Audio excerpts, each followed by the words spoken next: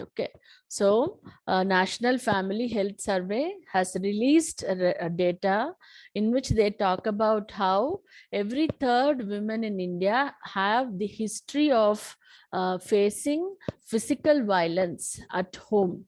So 27% of women in India have definitely said that from the age of 15, they have experienced some form of physical violence.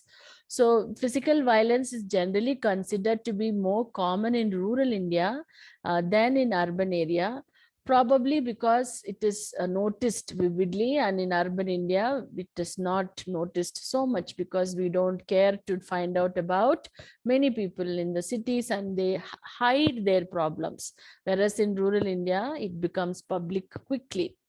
Domestic violence cases or reports of physical abuse have been noted everywhere in India. So there is no exceptional part of India where there is no case of domestic violence.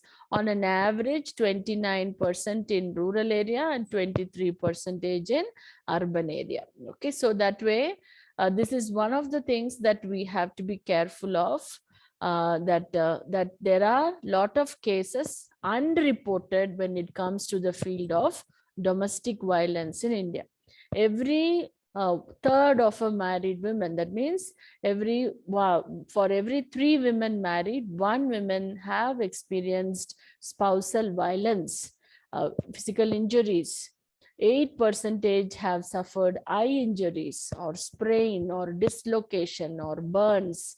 6% of them have deep wounds or broken bones or broken teeth. So because of these deep wounds, they have gone to clinic or hospital to report or to get treatment. So only then you find that there is a case sheet that has been created for the women. They might not have filed a case against their husband, but the doctors who treat them have the duty to write down if they feel that this is an incident of domestic abuse. But only 14% of women who have experienced physical violence say that they would like to take the help or support of law in order to stop the violence. So violence is not very uncommon in India. For women who are not married, you find that the other people at home themselves are perpetrators of violence. Sometimes it is the parents against the children. Okay, sometimes it is mother or father or brothers, or you have siblings, your sisters. Sometimes even at the school, teachers and headmasters. So there are a lot of physical violence that have been observed by these people in their life. So that's one thing we can understand, that domestic violence is very common in India. Teachers who come to home, sorry, it cannot be at school, it is at home. Tuition teachers or some teachers who come to home, they also beat up the children. So that way it is considered to be domestic violence. Okay, so women in India generally do not want to come forward to complain about domestic violence. Okay, a lot of women in the age of 40 to 49, that means they are elder to you all, they all feel that a minimum level of domestic violence is allowed. So there are you ask people what is allowed at home. Can I be slapped one time in my lifetime, or I have done a mistake, so I got angry and my father slapped me, I made a mistake, or I did not cook well, or I did not put salt in my food, or I dropped something very precious and broke it. So because of that, my parents have slapped me or my husbands have slapped me. So when you give a list of questionnaires like this, many of them start to justify domestic violence. Okay, so as an educated individual, we need to understand that you can forgive a person for committing violence against you, but do not justify the violence itself. Okay, so your sister has slapped you, cannot take divorce from your sister, but you have to tell her that this is a domestic violence and you do not appreciate such a thing happening to you against your, whether your brother is doing that, your husband is doing that, or your boyfriend is doing that.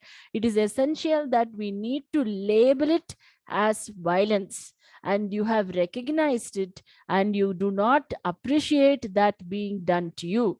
When you don't stop it at the initial stage, then what happens? It becomes into a larger legal problem. So many women in India tend to support some form of domestic violence, thinking that it is allowed. It is the right of the father or right of the husband to condition or to groom their own wife. So some lot of excuses come up in the time. So they start justifying abuse. So that's one shocking thing that has come about India. So there are a lot of cases in India. A lot of women groups started appealing that we need to have a legislation that would help us to tackle this problem of domestic violence. So government of India came out with this legislation. So I expect you to read through the legislation, and if there are any questions, you can ask me and we can have a discussion. So it is mainly to protect the rights of the women, which are guaranteed by the constitution. If they are victims of violence, they need to be addressed, and then there's some kind of a solution has to be brought forward on how to tackle the domestic violence. So this act was the first attempt made to define what is domestic violence. It can be physical abuse. Many of us do not know the difference of abuse and violence and types of violences. So physical abuse would mean any kind of body pain that I suffer from, a harm or a danger, or I lose a limb, or my health is affected because somebody kicked me in my stomach. Either I get gynecological problem, or I get a kidney problem or liver problem. There are so many things that do happen, and women are not able to label it. So it can create not just a one day issue, it can also create a long time health issue for women. So that's, these are all things that the government needs to address when it comes to types of abuse. So they have explained on what is physical abuse. So beating, slapping, or hitting, or punching, or shoving them, so all that will come under that. You are a student, you need to understand what is physical abuse. Unless you label it, you will not know that it is an abuse. So from young age, children also need to be taught they should not tolerate any of these things. They should not practice any of these things. These are all not the symbol of love or friendship. These are all abuse. Beating and slapping and hitting are all abuse, and you should have the courtesy to apologize. Even if you have done it friendly manner, it is not allowed to do so. Okay, that is one is physical abuse. The second is sexual abuse, which is of any kind of sexual nature, misconduct of a sexual nature. You are abusing a body, or abusing a person, humiliating a person by name calling, or by touching them, or criticizing them, or commenting on their body parts. Your mouth is pretty, or you have such a huge mouth, or you have such a thing. So when you say, even in the form of appreciation, it is not considered to be appreciation. If you're telling, if you do, for you and me do not have a relationship, and why you need to talk about my body parts in front of lot of people. So you need to be very much aware in your workplace also, that you don't appreciate anybody by their body parts, whether, or criticize anybody by their body parts, unless they are your family member. Even then it can be considered as an abuse. Same way, verbal and emotional abuse is also very common. We are all influenced by media sometimes, and in media people are casually use a lot of terms which are abuse. We do not understand that, and we also start practicing those forms of abuse. So under the Domestic Violence Act, this also can be considered as one of the abuses: insulting a person, or humiliating the person, or body shaming a person, or ridiculing a person, whether you are a male or a female, or whether you are creating any kind of physical pain. You have to understand that abuse can also be just oral.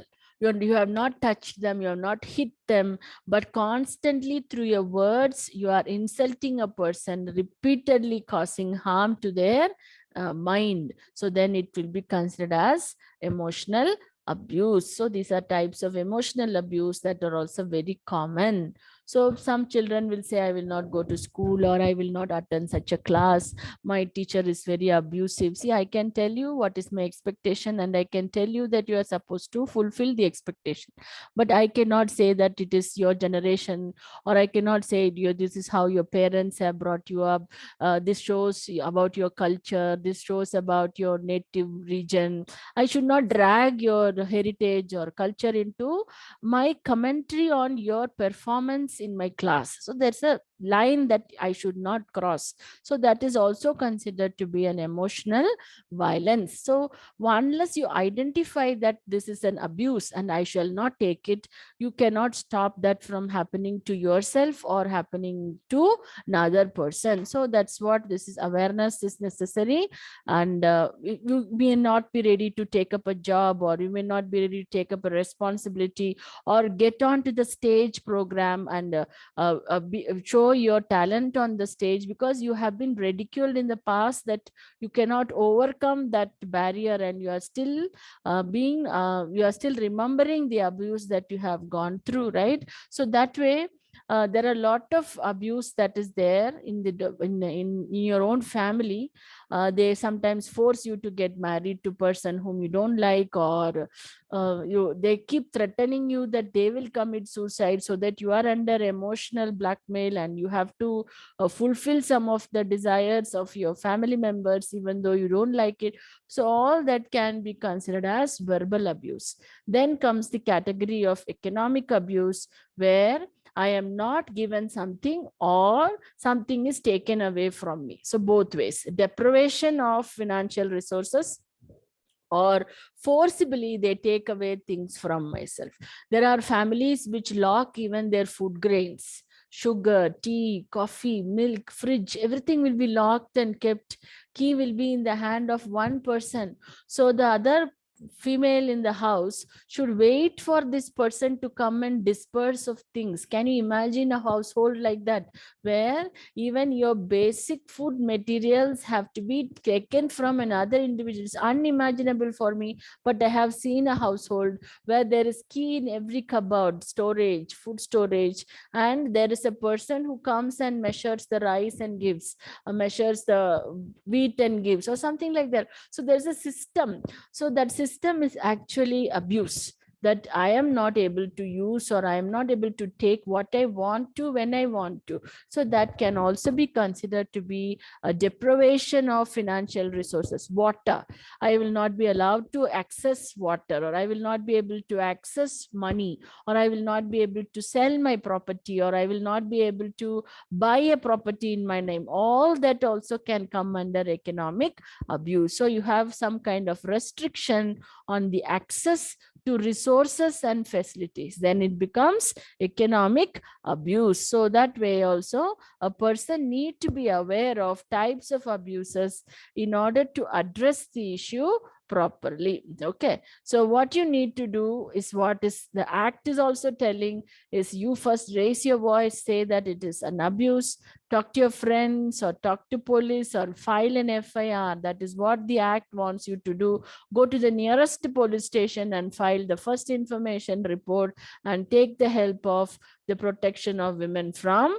Domestic Violence Act. So according to this legislation, every district should have a special interest officer who has to register complaints of domestic violence, or you can straight away go to district magistrate court, and you can also file a case if you want remedies from this domestic violence, Prevention of Domestic Violence Act. So that's what this short version of it. Women can walk out of the houses, file the case, and they can ask for shelter homes, and the officer has to make arrangement of it, or they can seek for medical facilities, they can seek for protection. So that way, this Protection of Women from Domestic Violence Act was a much needed legislation in India, and after a lot of demand and long history of demands, this act had come into existence. Okay, so we can ask for right to live in the same household. Nobody can send me out out of my house, whether it is my parental property or whether it's my husband and me living in the house. Even if I'm getting abused, I have the right to seek residence in the same household. I can ask magistrate to issue protection order. I can ask the district official to give an protection to me, or they have to arrange a shelter home to me, and I can seek for full custody rights of my children. Such way you find this legislation tried to look at it in 360 degrees so that the rights of the women can be protected. So Protection of Women Against Domestic Violence Act 2005 is considered to be a milestone in the history of women empowerment, because for the first time Government of India started to recognize domestic violence as a violation of human rights. Okay, if an outsider violates you, everybody knows that it is a violence. But if it is your own brother or your uncle or your own friends, you who are supposed to protect you abuse you, then that was not recognized by law before 2005. So this is a civil law, civil in theory but criminal in practice. So that way it is orienting both the giving both civil remedies and criminal remedies. And this is thankfully not connected to a religion. So my religion does not matter whether I am Hindu, Christian or Muslim. Domestic Violence Act is applicable to all of us, which is very rare in India. Then it tries to overcome the lacunas of the previous legislations. So that way we can demand for compensation and support through this legislation. Okay, so domestic violence has been covered for the first time through this legislation, and women can start access to justice through this. Okay, so this has been uploaded, the material has been uploaded in LMS, so kindly go through it and then let me know what you do not understand or what are some of the doubts that you have regarding this legislation. Okay.